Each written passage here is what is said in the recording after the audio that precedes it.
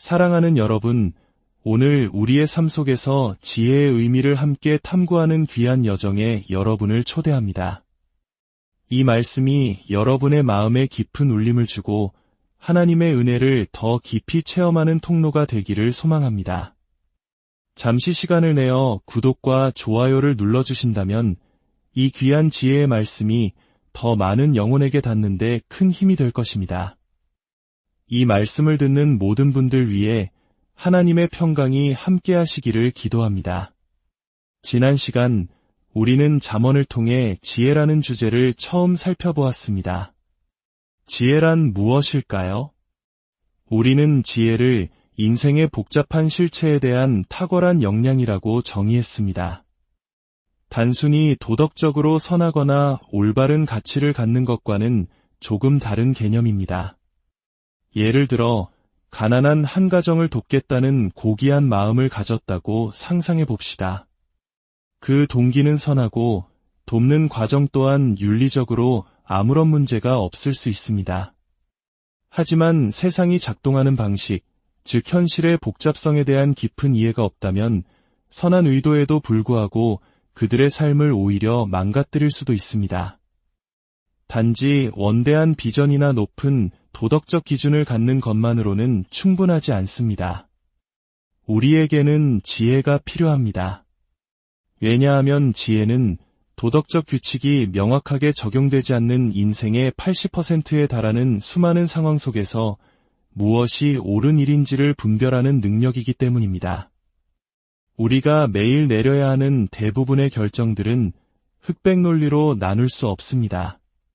3가지, 4가지, 심지어 5가지의 선택지가 모두 도덕적으로 허용되는 경우가 허다합니다. 그중 어떤 것이 최선의 선택일까요? 직장, 사랑, 결혼, 가정 등 우리 삶의 모든 영역에서 우리는 끊임없이 선택의 기로에 놓입니다. 만약 지혜롭게 결정하지 못한다면 우리 자신의 삶뿐만 아니라 주변 사람들의 삶까지도 무너뜨릴 수 있습니다. 그러므로 선한 사람이 되는 것, 옳은 가치관을 갖는 것만으로는 부족합니다. 우리는 반드시 지혜로운 사람이 되어야 합니다. 그렇다면 이 지혜는 어떻게 얻을 수 있을까요? 오늘 우리는 잠언 3장을 통해 그 해답의 실마리를 찾아보려 합니다.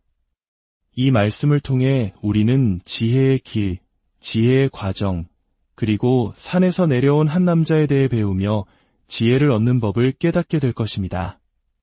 첫째, 지혜의 길에 대해 알아보겠습니다. 잠언 3장 6절은 이렇게 말합니다. 너는 범사의 그를 인정하라 그리하면 내 길을 지도하시리라. 성경은 인생을 길을 걷는 것에 비유합니다. 왜 이런 비유를 사용할까요? 길을 걷는 것은 꾸준하고 반복적이며 때로는 단조롭고 지루하게 느껴지는 행동의 연속으로 이루어집니다. 길 위에서 제주를 넘거나 멀리 뛰기를 하면서는 결코 멀리 갈 수 없습니다. 수십 킬로미터를 가기 위해서는 오른발, 왼발, 오른발, 왼발을 묵묵히 내디뎌야 합니다. 지루하고 반복적이지만 꾸준히 해나갈 때 비로소 우리는 어딘가에 도달하게 됩니다. 성경에 따르면 우리의 인생도 이와 같습니다. 우리를 진정으로 만들어가는 것, 우리를 어딘가로 이끄는 것은 바로 이 꾸준한 발걸음입니다. 지금의 나를 넘어 다른 곳으로 나아가게 하는 힘, 우리의 최종 목적지, 즉 우리가 어떤 사람이 되는가는 매일 행하는 사소한 것들의 총합으로 결정됩니다. 우리의 작은 선택들, 작은 태도들, 기본적인 훈련들, 매일 시간을 보내는 방식들이 모여 우리의 인생을 이룹니다. 극적인 사건이나 인생의 전환점이 아닙니다. 따라서 성경이 지혜를 길이라고 부를 때 그것은 우리가 특정한 일상의 습관과 훈련들을 꾸준히 실천함으로써 지혜로워진다는 것을 의미합니다. 매일, 그리고 거듭해서 반복할 때 우리는 마침내 지혜로운 사람이 됩니다. 지혜는 문이 아니라 길입니다. 문은 열쇠만 있으면 단번에 열고 들어갈 수 있습니다. 하지만 성경은 지혜가 그런 것이라고 말하지 않습니다. 어떤 비밀스러운 지식이나 정보를 얻거나 특별한 경험을 한다고 해서 하루아침에 지혜로워지는 것이 아닙니다. 지혜는 길고 긴 인내의 여정입니다. 단순한 일들을 매일 꾸준히 오른발 왼발 내딛듯 오랜 시간에 걸쳐 반복하는 것입니다. 이것이 오늘날 우리 문화 속에서 살아가는 우리에게 너무나도 중요한 가르침입니다. 특히 한국 사회의 빨리빨리 문화 속에서는 더욱 그렇습니다. C.S. 루이스는 그의 저서에서 이렇게 말했습니다. 옛 현자들에게 가장 중요한 문제는 어떻게 나의 영혼을 실체에 맞출 것인가 였고 그 해답은 지혜였다. 즉, 세상이 어떻게 돌아가는지를 이해하고 그에 맞춰 살아가는 법을 배우는 것이었습니다. 하지만 그는 이렇게 덧붙입니다. 그러나 오늘날의 마법과 과학에게 가장 중요한 문제는 어떻게 실체를 내 영혼의 소원에 굴복시킬 것인가 이며 그 해답은 기술이다. 이 두 가지 삶의 방식의 차이가 보이십니까? 가까운 대형 서점에만 가봐도 우리는 루이스가 말한 바를 쉽게 목격할 수 있습니다. 수줍음을 극복하는 법 3단계, 스트레스 다루는 법, 불안을 이기는 법, 이성을 이해하는 법 등 수많은 책들이 기술을 제시합니다. 마치 지혜가 단번에 열리는 문인 것처럼 말입니다. 하지만 진정한 변화는 그렇게 빨리 일어나지 않습니다. 지혜는 길입니다. 우리 그리스도인들조차도 이러한 시대의 산물인 경우가 많습니다. 목사님, 제 삶을 향한 하나님의 뜻을 찾고 싶습니다. 라고 말하는 분들이 많습니다. 이 사람과 결혼해야 할지, 이 도시로 이사를 가야 할지, 이 직업을 선택해야 할지와 같은 큰 결정을 앞두고 하나님의 뜻을 분별하려 합니다. 어떤 분들은 기도할 때 평안함이 느껴지는지를 기준으로 삼고 어떤 분들은 하나님께 표적을 구합니다. 또 어떤 분들은 성경을 무작위로 펼쳐 손가락이 닿는 구절을 하나님의 음성으로 여기기도 합니다. 이 모든 것은 사실상 지혜 없이 결정을 내리려는 기술을 찾는 행위입니다. 아마도 지혜가 부족하기 때문일 것입니다. 하지만 성경이 말하는 하나님의 인도하심은 다릅니다. 하나님께서는 우리가 오랜 시간에 걸쳐 오른발, 왼발을 꾸준히 내디딜 때 마침내 옳은 선택을 할 수 있는 지혜로운 사람으로 변화되게 하십니다. 지름길은 없습니다. 지혜는 문이 아니라 길이기 때문입니다. 그렇다면 우리가 매일 꾸준히 내디뎌야 할 그 발걸음, 그 구체적인 훈련들은 무엇일까요? 이것이 우리의 두 번째 주제, 지혜의 과정입니다. 잠언 3장은 5가지 중요한 훈련을 제시합니다. 하나님을 아는 것, 자기 자신을 아는 것, 공동체를 아는 것, 하나님의 말씀을 아는 것, 그리고 고난을 아는 것입니다. 첫째, 하나님을 아는 것입니다. 3절은 말합니다. 인자와 진리가 내게서 떠나지 말게 하고 그것을 내 목에 매며 내 마음판에 새기라. 여기서 인자와 진리는 하나님의 언약적 사랑, 즉 강철처럼 변함없고 절대적인 사랑과 신실하심을 나타내는 단어입니다. 지혜의 길을 걷기 원한다면 하나님이 당신을 얼마나 절대적으로 사랑하시는지 결코 떠나거나 버리지 않으신다는 사실을 매일 당신의 마음 가장 깊은 곳에 새겨 넣어야 합니다. 기도, 예배, 찬양, 말씀 묵상 등 모든 방법을 동원하여 하나님의 그 절대적인 사랑과 신실하심을 당신의 마음에 생생하게 만들어야 합니다. 이것이 왜 지혜에 그토록 중요할까요? 잠언은 지혜로운 사람이 내면의 평온함과 흔들리지 않는 담대함을 가지고 있다고 반복해서 말합니다. 어떤 상황에서도 평정심을 잃지 않기에 늘 좋은 선택을 할 수 있는 것입니다. 그리고 그 내면의 힘은 바로 하나님의 변함없는 사랑에 대한 깊은 확신에서 비롯됩니다. 둘째, 자기 자신을 아는 것입니다. 5절과 7절은 말합니다. 너는 마음을 다하여 여호와를 신뢰하고 내 명철을 의지하지 말라. 스스로 지혜롭게 여기지 말지어다. 이것이 잠언의 위대한 역설입니다. 지혜로운 사람은 자신이 얼마나 어리석은지를 깊이 인식합니다. 반면 어리석은 자는 스스로를 지혜롭다고 생각합니다. 내가 정말 바보였구나 라고 깨닫는 순간 당신은 지혜를 향해 힘차게 나아가고 있는 것입니다. 지혜는 실체와 맞닿아 있는 것입니다. 다른 모든 실체를 알기 위해 반드시 알아야 할 단 하나의 실체는 바로 나 자신입니다. 나의 한계, 약점, 결점, 반복되는 죄, 어리석음의 영역을 정확하고 깊이 있게 알아야만 합니다. 그렇지 않으면 우리는 계속해서 어리석은 선택을 할 것입니다. 그리고 자신을 제대로 알 수 있는 유일한 길은 앞서 말한 하나님의 절대적인 사랑을 아는 것입니다. 다른 사람의 인정에 목마르거나 비판에 방어적이거나 실패를 두려워한다면 우리는 결코 자신의 결점을 정직하게 마주할 수 없습니다. 심리적으로 그것을 감당할 수 없어 부정하고 억누르며 변명하게 될 것입니다. 그러나 하나님의 사랑 안에 깊이 잠길 때 우리는 비로소 가혹할 만큼 정직하지만 상처 입지 않는 자기 성찰을 할 수 있게 됩니다. 이것이 지혜의 본질입니다. 셋째, 공동체를 아는 것입니다. 잠언 전체에 걸쳐 내 아들아 라는 표현이 반복됩니다. 이는 지혜가 결코 혼자서 얻어지는 것이 아님을 보여줍니다. 우리에게는 멘토가 필요하고 상담자가 필요하며 함께 길을 걸어갈 친구들이 필요합니다. 어리석은 자는 독단적입니다. 나는 다른 사람의 조언 따윈 필요 없어 라고 말합니다. 그러나 지혜로운 사람은 자신의 지혜를 확신하지 못하기에 늘 공동체의 조언과 격려, 때로는 직면과 위로를 구합니다.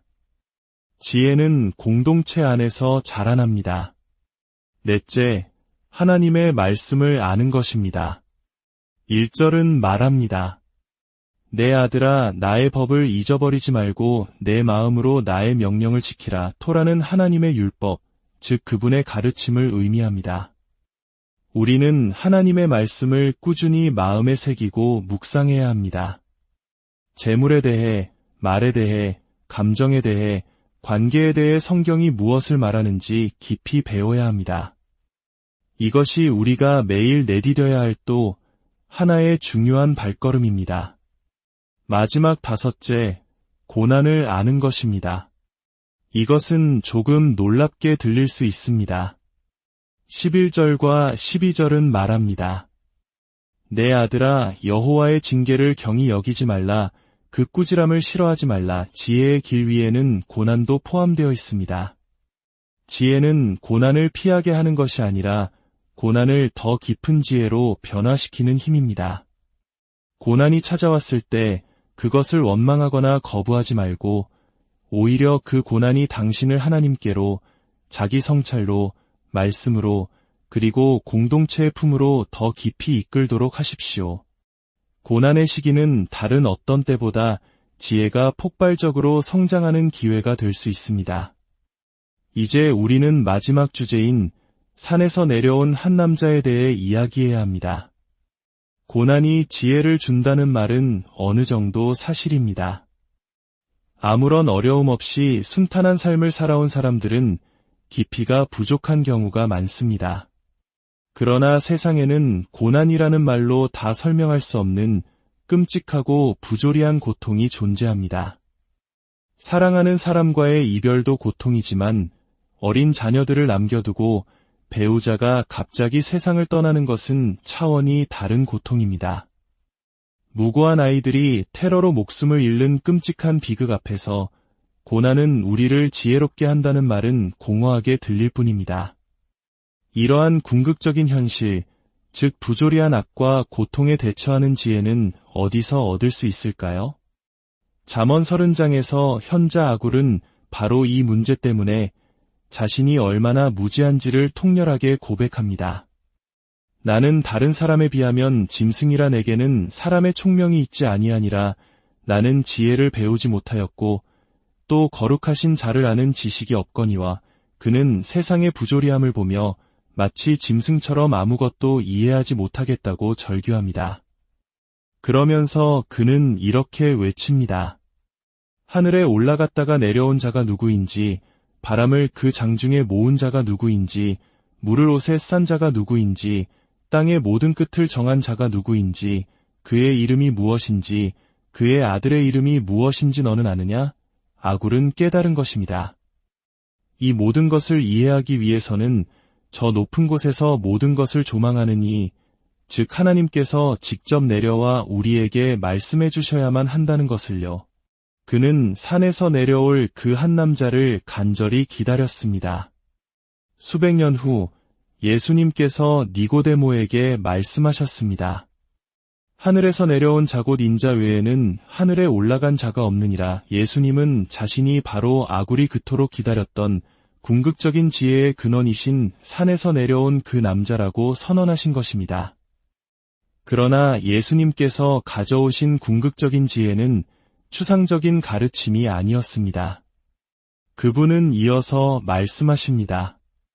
모세가 광야에서 뱀을 든 것 같이 인자도 들려야 하리니 이는 그를 믿는 자마다 영생을 얻게 하려 하심이니라. 예수님은 하늘에서 오셨지만 십자가를 통해 하늘로 돌아가신다고 말씀하십니다. 무고한 자는 왜 고통받는가? 라는 인류의 가장 큰 질문에 대한 궁극적인 대답, 그것은 바로 십자가입니다. 예수님은 십자가 위에서 궁극적인 무고한 고난 당사자가 되셨습니다. 그분은 우리를 대신하여 조롱과 버림받음, 폭력과 절망, 그리고 하나님의 진노까지도 모두 감당하셨습니다. 언젠가 이 세상의 모든 악과 고통을 끝내시되 우리를 멸망시키지 않으시고 구원하시기 위해서였습니다. 십자가를 당신 삶의 중심으로 가져올 때 우리는 비로소 지혜의 가장 깊은 차원을 이해하게 됩니다. 한 흑인 여성 작가의 이야기가 있습니다.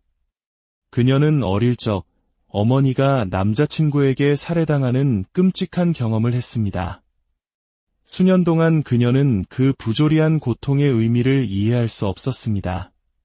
그러던 어느 날 기독교 교리를 배우는 수업에서 십자가에 대해 듣게 되었습니다. 그리고 그녀는 깨달았습니다. 예수님은 단지 우리를 위해 고난받으신 것이 아니라 우리와 함께 고난받으셨구나. 예수님께서도 사랑해야 할 이들에게 맞아 죽는 고통을 아신다는 것, 그리고 그 모든 것을 자신을 위해 겪으셨다는 사실이 그녀의 마음판에 새겨졌습니다. 그 순간 그녀는 비로소 하나님을 신뢰할 수 있게 되었습니다. 십자가는 우리와 함께 고통 속으로 들어오신 하나님의 사랑의 증거입니다. 또한 십자가는 삶의 모든 영역에 적용되는 역설적인 지혜의 원리입니다. 예수님은 짐으로써 이기셨고 모든 힘을 내어줌으로써 권능을 얻으셨으며 섬김으로써 다스리셨습니다. 세상은 잘못한 이에게 복수하라고 말하지만 십자가는 용서하라고 말합니다. 세상은 돈을 자신을 위해 쌓아두라고 하지만 십자가는 나누어 주라고 말합니다. 십자가의 길을 따라 살아보십시오. 그것이 얼마나 지혜로운 길인지 깨닫게 될 것입니다. C.S. 루이스는 현자는 자신의 영혼을 실체에 맞추고 마법사는 실체를 자신의 영혼에 맞추려 한다고 했습니다.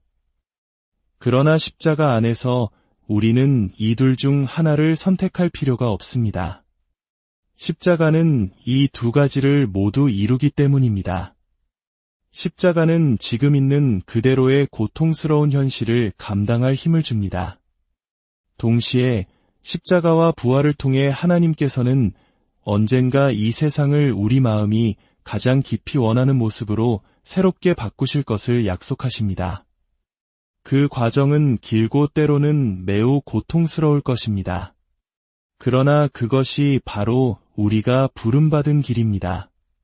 그 여정은 오늘, 바로 지금 당신의 한 걸음, 오른발, 왼발에서 시작됩니다. 기도하겠습니다. 아버지 하나님, 우리에게 하나님의 지혜이신 예수 그리스도를 보내주시니 감사합니다. 세상에게는 어리석게 보이나 우리에게는 하나님의 능력이요 지혜인 십자가를 허락하시니 감사합니다. 하늘에서 내려오셨다가 십자가를 통해 하늘로 돌아가신 그분을 통해 우리를 지혜롭게 하여 주시옵소서. 오늘 배운 모든 말씀이 성령의 능력으로 우리 삶에 적용되게 하여 주시옵소서. 예수님의 이름으로 기도합니다.